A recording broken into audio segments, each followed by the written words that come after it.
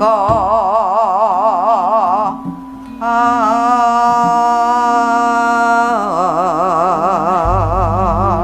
tenan kuwi Mintarsi lahir batin Kakang Joko Samudra ora ana sapa-sapa dhewe ora ora ana upama sliramu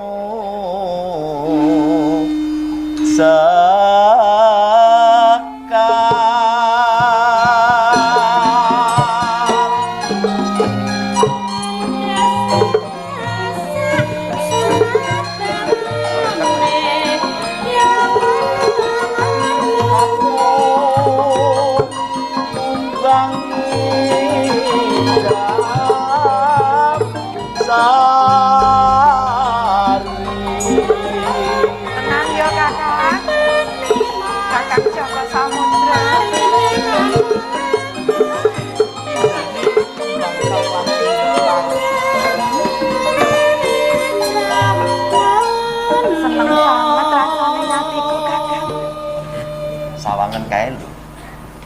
Apa Kakang? Kembang-kembang kang dirubung dening kupu. Upama sliramu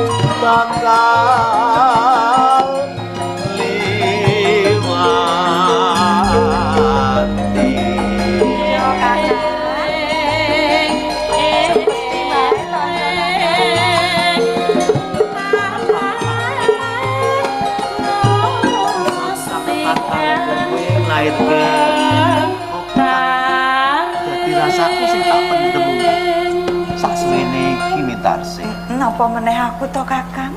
Leh ku nginceng kowe kuwi wis pirang-pirang sasi lho. Tenan kuwi. Tenang. Kok tetembunganmu kok nginceng lho.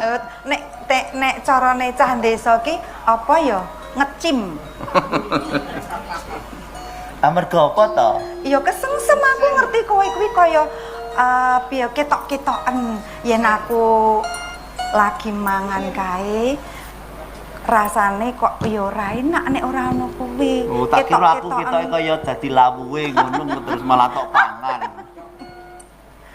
Siang pantara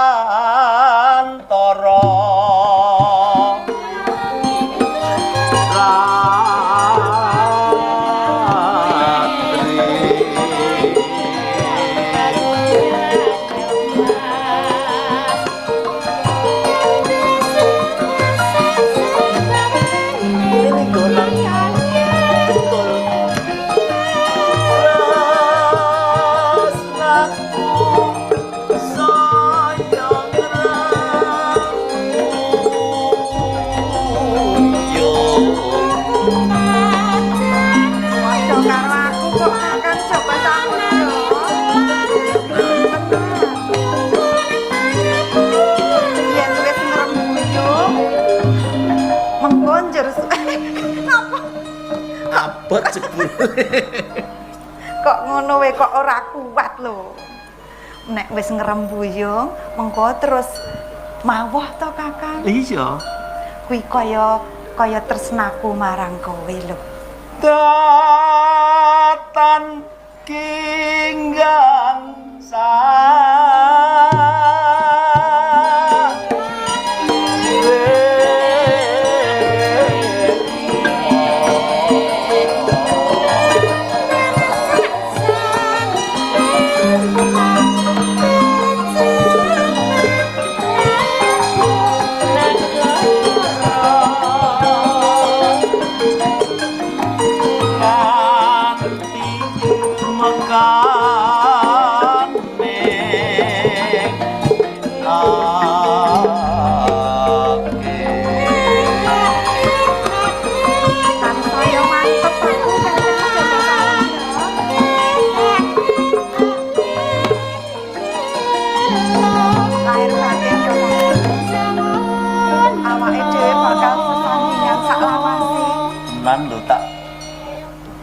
cekeli tak ugemi. kandamu.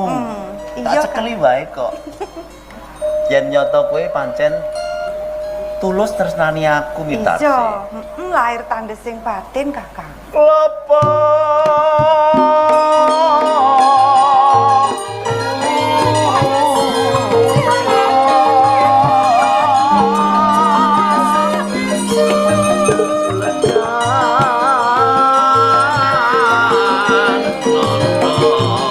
Mesti nek tak gawe lebane Mas to Kakang.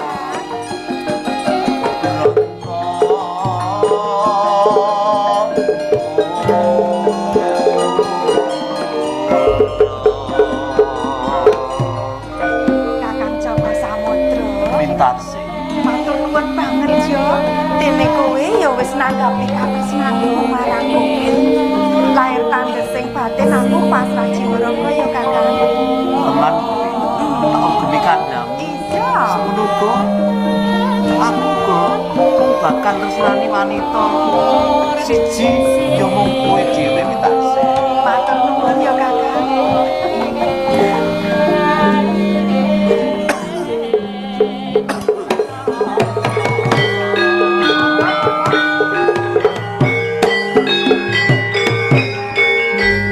Lah kok kowe malah wong loro nang kene mongko kanca-kancamu cantrik rak, Dok. Kerikan nang tan desa to. Lebih gladen. Gladen wong loro. Nggih, Bapak. Belum. Iki kemuning nang ndi kemuning iki? Sewau niku nggih gladenipun sareng-sareng ning lajeng sami sumingkir kirang mangertos Bapak. Nggih, dados wonten ing padepokan menika mboten namung ngemungaken gladi olah kanuragan Bapak. Lah iya bener. Nanging Mitarsi kula wau nyuwun dipun gladi apa mungkin nembang ya?